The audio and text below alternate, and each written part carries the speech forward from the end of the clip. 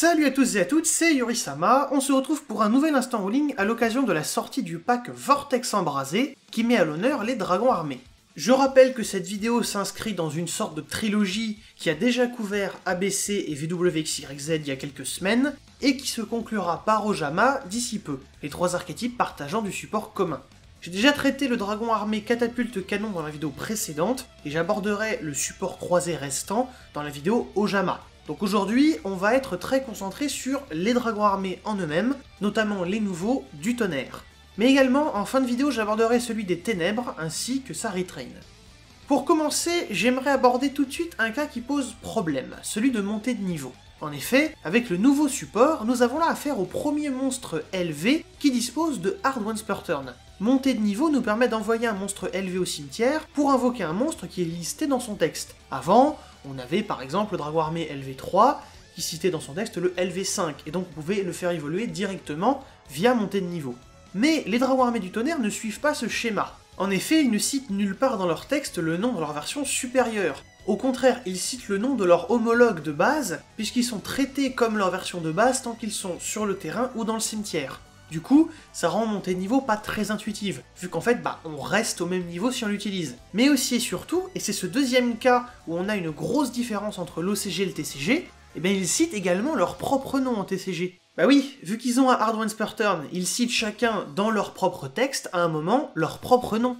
Ça veut dire qu'en TCG, tant que montée de niveau n'aura pas été errata, on pourra par exemple l'activer sur le tonnerre LV3 pour invoquer soit le LV3 d'origine, soit un autre tonnerre LV3. En OCG, et donc sur la plupart des jeux, ce n'est pas possible, puisqu'en OCG, les textes ne rédigent pas leur Hard Once Per Turn comme on le fait nous. Ça ressemble plus à « vous ne pouvez utiliser l'effet numéro tant d'une carte avec le nom de cette carte qu'une fois par tour ». Car oui, en plus, là-bas, chaque effet a un numéro. Et du coup, en OCG, le tonnerre LV3 ne cite que le LV3 d'origine dans son texte. Ça pourrait être corrigé en TCG en changeant donc le texte de montée de niveau par la suite, mais ça me paraît assez compliqué parce qu'on pourra toujours trouver des moyens un peu détournés de faire des choses qu'on n'est pas censé pouvoir faire en OCG. Donc ça m'étonnerait pas qu'ils essayent quand même quelque chose pour au moins combler peut-être les cas les plus probables, peut-être dans un OTS pack ou que sais-je, mais je reste assez perplexe quant à la faisabilité du truc.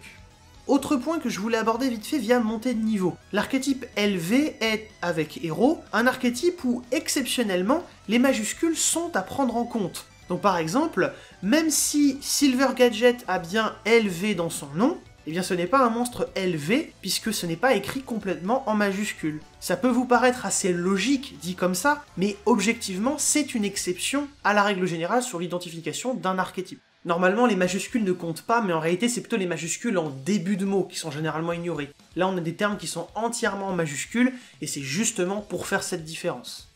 Bien, maintenant que ça c'est dit, on peut passer au ruling des dragons en eux-mêmes. Alors on va commencer par parler du line-up original, car ça va être très rapide, on va tout faire d'un coup. Les LV3 et 5 ont un effet déclencheur qui s'active du fait d'être dans une certaine phase, stand-by ou end-phase. Donc ils doivent être activés en Chaining 1 depuis un game state ouvert. Le coût d'activation est de les envoyer spécifiquement au cimetière, ce qu'on retrouvera également sur pas mal d'autres effets dans tout cet archétype, et comme vous le savez, si Macrocosmos est sur le terrain, alors on ne peut pas activer de tels effets, puisqu'on ne peut pas en payer le coût à la lettre.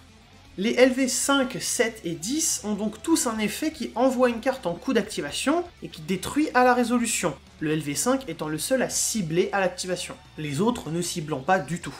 Chose importante concernant d'ailleurs les LV7 et 10, ce sont ce qu'on appelle communément des monstres Nomi, donc qui sont ni invocables normalement, ni posables normalement, et également qui ne peuvent pas être invoqués spécialement, sauf d'une certaine manière qu'ils définissent eux-mêmes. Le LV7 doit être invoqué par l'effet du LV5, et le LV10 doit être invoqué en sacrifiant le LV7 que vous contrôlez via du coup sa propre condition d'invocation. A savoir que puisque les tonnerres sont traités comme les originaux sur le terrain, ils peuvent servir de substitut dans les deux cas. L'effet du tonnerre LV5 peut invoquer le LV7 de base, et le LV7 tonnerre peut être sacrifié pour le LV10 de base. Et vu qu'ils sont des Nomi, ça veut dire qu'on ne peut pas les réinvoquer depuis le cimetière. Ou plutôt, on peut le faire, mais à certaines conditions très spécifiques. Il faut le faire en ignorant leurs conditions d'invocation, et quand ils ont déjà été invoqués proprement une première fois. Par exemple, si le LV7 a été invoqué depuis la main ou le deck via montée de niveau, qui ignore les conditions d'invocation, alors, du coup, il n'a pas été invoqué proprement. On l'a, entre guillemets, cheaté. Et du coup, on ne peut pas le reband par la suite, même avec un effet qui ignore les conditions d'invocation. Je vous renvoie vers mon rapide tuto sur ce genre de monstre pour avoir un peu plus de détails. Mais bref, passons au dragon armé du tonnerre. Là aussi, ils se ressemblent pas mal les uns les autres, sauf le LV10 qui est un peu à part, donc je vais parler des LV3, 5 et 7 ensemble. Ils ont tous un effet non classé qui les traite comme ceux d'origine, enfin qui traitent uniquement leur nom. Et comme évoqué plus tôt, ça sert à leur donner une certaine synergie avec le line-up de base. Mais on a également, et on peut du coup le confirmer avec le texte TCG, le LV7 Tonnerre, dont l'invocation avec succès et sans que ses effets soient immédiatement annulés par un effet continu, qui va compter comme l'invocation du LV7 original pour notamment le dragon armé catapulte canon, ce qui le rend un peu plus simple à invoquer du coup. Passons à leurs autres effets, leurs effets qui s'activent, et ils en ont deux, un d'ignition et le deuxième, un déclencheur. Le premier envoie un monstre au cimetière comme coup, puis l'effet consiste à les envoyer eux-mêmes depuis le terrain au cimetière pour invoquer un autre dragon armé, et d'ailleurs ils peuvent même invoquer une autre copie d'eux-mêmes. Leur déclencheur, quant à lui, s'active s'ils ont été envoyés au cimetière pour activer l'effet d'un monstre dragon. Et cette formule renvoie à un coup d'activation, donc il ne faut pas se tromper. Ils ne remplissent pas cette condition sur eux-mêmes avec leur propre effet d'ignition, puisqu'ils s'envoient eux-mêmes lors de la résolution. Ça fait partie de l'effet, ça n'est pas le coup d'activation de cet effet. En revanche, justement, le monstre, le premier qu'ils envoient, là par contre en coup d'activation, lui, ça pourrait activer son effet. Donc, par exemple, j'active l'effet du LV3 en envoyant le LV7, à la résolution, du coup, j'envoie le LV3 au cimetière, et j'invoque, mettons, le LV5. Dans une nouvelle chaîne, après la résolution de celle-ci, j'active l'effet déclencheur du LV7 pour ajouter une carte depuis mon deck à ma main. Attention par contre, si vous activez l'effet et que alors Macrocosmos est chaîné, alors à la résolution, vous allez envoyer le LV3 au cimetière, mais à cause de Macrocosmos, en fait, il va être banni à la place. Et vu que vous n'avez pas fait vraiment cette action, vous ne pouvez pas faire la suite et vous n'invoquerez pas un autre dragon armé. Dernier point, si un monstre Xyz dragon les a comme matériel Xyz et les détache pour payer le coût d'activation de son effet, ça pourra effectivement déclencher leur effet par la suite. Continuons maintenant avec le LV10 Tonnerre, dont la rédaction de l'effet peut vous paraître assez étrange, mais c'est rien de plus qu'une référence à GX. Ceci dit, c'est une référence que vous ne pouvez pas avoir si vous n'avez pas vu l'AVO. Il gagne donc des effets selon son attaque actuelle sur le terrain, ce qui veut dire que c'est modulable. Et bien entendu, le seul effet qui se gagne réellement, c'est le dernier. Puisque s'il a été invoqué par l'effet d'un dragon armé, il devrait avoir tous les autres d'office, ayant 3000 d'attaque sur le terrain. Alors, si ces effets sont annulés, il conserve toujours le fait d'avoir gagné ces effets. C'est juste que ces effets en eux-mêmes seront annulés, mais il les aura. Il perd pas le fait de les avoir gagnés, si vous voyez ce que je veux dire. Il a des effets qui s'activent, et eux, dans ce cas-là, on pourrait les activer, c'est juste qu'ils se résoudraient annulés. Attention aussi à une chose, il n'est traité comme dragon armé LV10 que sur le terrain, et pas dans le cimetière, contrairement du coup aux autres. Et je voudrais m'arrêter un moment sur l'effet « son contrôle ne peut pas être échangé », car il y a un problème avec ce texte TCG. En effet, le texte OCG utilise également le terme « contrôle », mais là-bas, dans les textes, ils font pas directement la distinction entre le contrôle et la possession. Donc pour savoir en fait de quoi l'effet parle, il faut regarder les rulings sur la base de données OCG. Et en les lisant, on voit clairement que ça devrait en fait parler de possession. A l'inverse, en TCG, on est censé utiliser le terme approprié, ou tout du moins l'avait-on fait avec Taoti, Ombre du Yangzing, qui est un cas identique. Ainsi, il faut a priori considérer que le LV10 ne fonctionne pas de la même manière selon la région. Peut-être que ce sera corrigé un jour, en attendant je vais vous expliquer les deux rulings pertinents dans cette discussion, pour vous dire ce qu'on devrait logiquement appliquer ou non en TCG. Mais bon, pensez bien demander au head judge à chaque tournoi, c'est quand même plus sûr. En OCG, c'est donc la possession qui est censée ne pas pouvoir être échangée, et c'est un terme très large. Un joueur possède une carte qui est sur son terrain, dans sa main, son cimetière, ses decks, ses cartes bannies, les cartes qui sont en train d'être invoquées sur son terrain, ou les matériels Xyz des monstres Xyz qu'il contrôle. Ça veut donc dire que si vous contrôlez le LV10, votre adversaire ne peut ni en prendre le contrôle, ni le cibler avec le renoncé pour l'équiper de son côté, ni même l'attacher comme matériel Xyz à un monstre Xyz qu'il contrôle. Car même si, une fois équipé ou attaché, du coup la carte n'aurait plus cet effet, puisque ce serait plus un monstre, il l'a en amont, et c'est ça qui compte. Vouloir l'équiper ou l'attacher, ça veut dire vouloir prendre possession de la carte, et c'est pour ça qu'en OCG c'est impossible. Quant au TCG, eh bien a priori, on devrait simplement exclure le ruling sur l'attachement comme matériel Xyz, puisqu'on ne contrôle pas un matériel Xyz. Et du coup, vouloir l'attacher ne vise pas à vouloir en prendre le contrôle, mais uniquement la possession. Par contre, dans le cas du renoncé, bon bah là, on vise à prendre le contrôle de la carte, puisqu'on veut la mettre dans notre zone magie piège. Donc il semble logique que même en TCG, ça pour le coup, ça ne soit pas légal. Concluons rapidement avec ces derniers effets. N'oubliez pas que son effet rapide ne peut être activé que durant le tour de l'adversaire, et gardez toujours en tête ma remarque sur le coût d'activation par rapport à Macrocosmos. Enfin, il me faut juste rappeler que si ces effets sont annulés, alors il perdra le boost d'attaque qu'il s'est donné lui-même. Boost qui s'accumule avec le temps, il n'y a pas de limite en soi, et ça participe évidemment au fait de l'emmener progressivement vers les 10 000 d'attaque. Ça nous permettra de débloquer son effet d'ignition, qui détruit toutes les autres cartes sur le terrain, donc y compris les vôtres. Avant de terminer par les monstres dérivés, voyons d'abord le back row des dragons armés du tonnerre. Dragon armé de l'éclair regarde lors de la résolution le nom sur le terrain du monstre que vous avez ciblé, et peut soit en ajouter un autre de même nom, soit en invoquer spécialement un, depuis le deck ou le cimetière. On retrouve le fait d'ignorer les conditions d'invocation, donc je vous renvoie à ce que j'ai dit en début de vidéo, notamment sur la différence majeure qu'il y a entre le deck et le cimetière à ce niveau-là. Et puisqu'on vérifie le nom sur le terrain, ça veut dire que si vous ciblez un dragon armé du tonnerre dont les effets sont actifs, vous pouvez choisir le dragon armé de base dont il prend le nom, depuis le deck ou le cimetière, ou alors une autre copie de lui-même dans le cimetière, puisqu'alors, elle a le nom de celui de base, donc elle partage ainsi le nom actuel de celui sur le terrain. Enfin, vous lisez une restriction sur l'activation de la carte, et puisqu'elle est appliquée le tour et pas seulement le reste du tour, ça veut dire que si vous avez invoqué autre chose que du dragon plus tôt dans ce tour, eh bien vous ne pouvez pas activer cette carte du tout durant ce même tour. Continuons avec Dragon armé de la foudre, dont l'effet de protection, comme d'habitude, ne s'active pas, mais également peut protéger plusieurs monstres à la fois s'ils vont être tous détruits au même moment. Alors pour l'effet d'ignition ensuite, le hard once per turn limite cet effet. Il faut comprendre que c'est l'effet d'ignition en lui-même, pas uniquement la deuxième option possible. Vous imaginez, sinon on pourrait booster un dragon armé à l'infini du coup, si on choisissait la première option. Donc c'est quand même un peu débile, et rien que de penser à ça, ça nous fait tout de suite deviner ce que veut vraiment dire le texte. Quant aux deux options en elles-mêmes, eh bien déjà vous lisez bien qu'on active un des effets, ce qui veut dire que dès l'activation, on déclare quelle option on choisit. Donc Beauté Fantôme ne pourrait pas annuler l'effet si on choisissait la première option, le boost d'attaque. Ensuite, si les effets du monstre qu'on a boosté avec cette carte sont annulés, là il conservera le boost, puisque ça ne vient pas de lui. Et d'ailleurs, ce boost est maintenu tant que le monstre reste face réto sur le terrain, peu importe que la magie continue quitte le terrain par la suite ou non. Enfin, pour l'effet d'ajout, on vérifie le niveau de la cible lors de la résolution, ce qui veut dire qu'elle doit toujours être face recto sur le terrain à ce moment-là.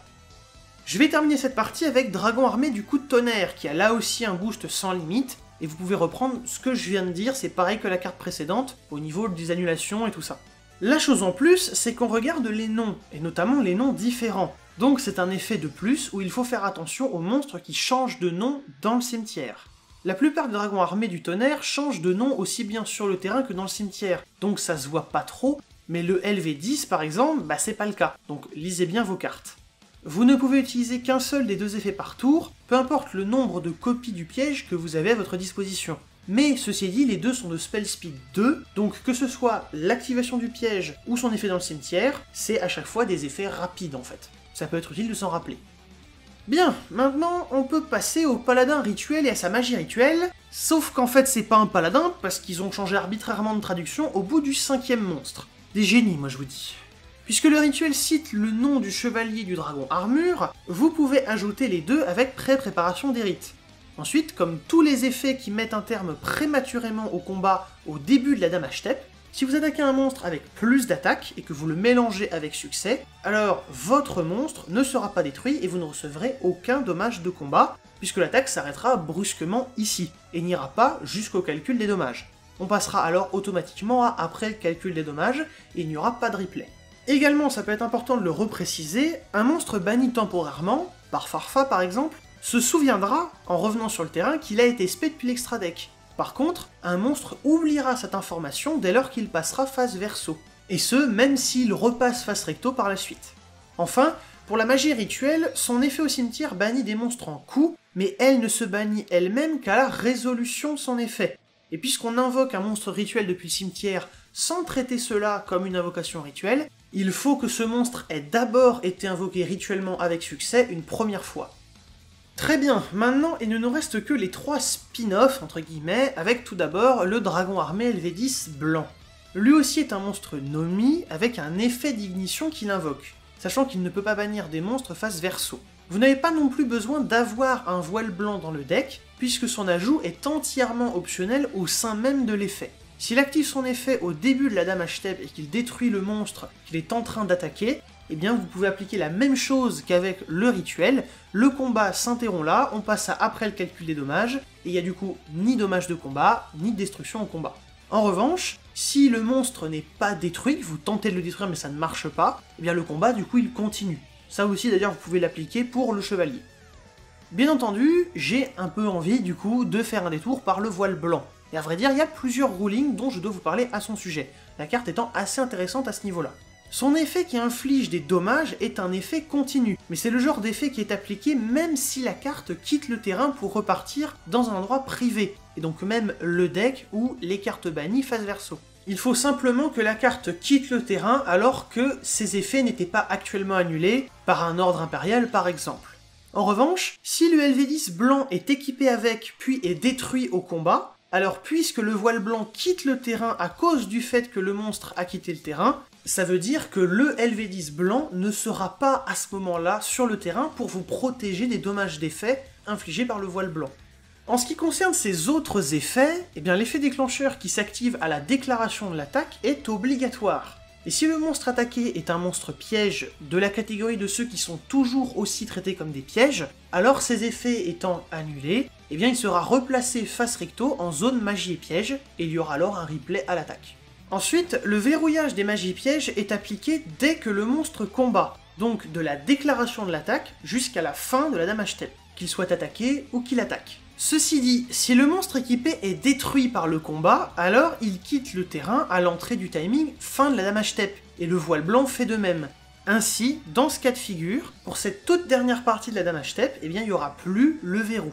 D'ailleurs, dans une telle situation, si les deux monstres se sont entre-détruits, eh bien vu que le voile blanc n'est plus sur le terrain au moment où il devrait activer son effet en réponse à la destruction au combat, eh bien il peut pas le faire. Il ne pourra pas détruire toutes les magies pièges de l'adversaire. Allez, lui je pense que vous l'attendiez, parlons du dragon armé des ténèbres. Bon, ceci dit, il est relativement simple, par exemple son effet d'ignition, il peut être activé sans limite durant votre main phase, il n'y a pas de limite particulière, enfin tant que vous pouvez bannir des monstres quoi. La question qui revient surtout, c'est par rapport à la compréhension de sa condition d'invocation. Vous devez l'invoquer via celle-ci si dans votre cimetière se trouvent exactement 3 monstres ténèbres. Mais cette formulation n'est pas hyper claire, alors laissez-moi vous confirmer qu'on ne regarde pas le reste. Vous pouvez avoir des magies pièges ou des monstres d'autres attributs, peu importe. Il faut juste qu'en comptabilisant les monstres ténèbres qui sont dans votre cimetière, vous en ayez exactement 3. Et terminons enfin cette vidéo en parlant de Ténèbres armées, le dragon de l'annihilation. Sa condition d'invocation fonctionne de l'exacte même manière que sa version de base, sauf que bon, là c'est 5 et pas 3. Si vous l'invoquez ainsi, vous n'utilisez qu'un seul monstre au lieu de 2 ou plus. Et quant à son effet d'ignition, il n'a là non plus pas de limite à une fois par tour, mais n'oubliez pas que vous ne pouvez pas l'activer si votre cimetière est vide. En revanche, s'il l'est lors de la résolution uniquement, alors puisqu'on résout autant que possible, on va détruire la cible et la restriction sur l'attaque sera appliquée. Restriction qui d'ailleurs ne limite que pour le reste du tour, donc ça vous permet entre guillemets de tricher, puisque vous pouvez attaquer avec et ensuite utiliser cet effet en main phase 2, c'est parfaitement légal. Et voici qu'on en a terminé, j'espère que ce retour vous a plu et que vous pourrez utiliser correctement vos nouveaux monstres. La semaine prochaine, normalement, il y aura une vidéo sur les staples, une nouvelle, pour revenir sur toutes celles qui sont sorties ces derniers mois. Peut-être que ça sera échangé avec, par exemple, la vidéo Ojama, mais uniquement si on a une surprise annoncée dans le deck de structure barrière de glace. Sinon, on devrait rester sur ça. Je vous invite donc à vous abonner, je vous remercie de me suivre, et je vous donne rendez-vous pour de prochaines vidéos. Salut les gens!